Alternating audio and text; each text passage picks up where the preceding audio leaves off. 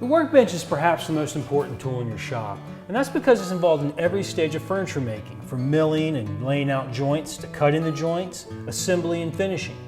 At the fine woodworking shop, our bench was really starting to show its age from a lot of years of use and abuse. So Matt and I got together and decided, hey, this is a great opportunity to build a bench for the shop that reflects everything we would like to see in the benches in our own shops. For both of us, that meant taking a look at shaker workbenches. So we headed up to the Hancock Shaker Village to get some inspiration while looking at some benches that were built by actual shakers.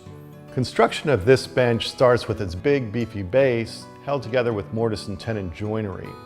To secure everything, we use drawbore pegs, which not only keeps the parts tight, but actually pulls them together as we drive them in, doing away with big, heavy clamps. To give that big beefy base a true shaker look, we added panels of beaded boards and finished them with milk paint. We finished off the bench with a nice thick maple top and a twin screw vise. It's a little pricey, but it's worth it. You can fit a lot of work pieces between the screws, holding them securely without any racking. But that vise isn't the only bit of work holding on this bench. There's also a nice sliding dead man, and that makes it a lot easier to work on big and awkward parts like doors, tabletops, and long boards. You're not going to build a big, beautiful bench like this and not fill it up with dovetail drawers, but that means a lot of work. So we sped the process with some machine techniques, and instead of cutting half-blind joints, we cut through dovetails all the way around and finishing off the drawers with a face for a half-blind look.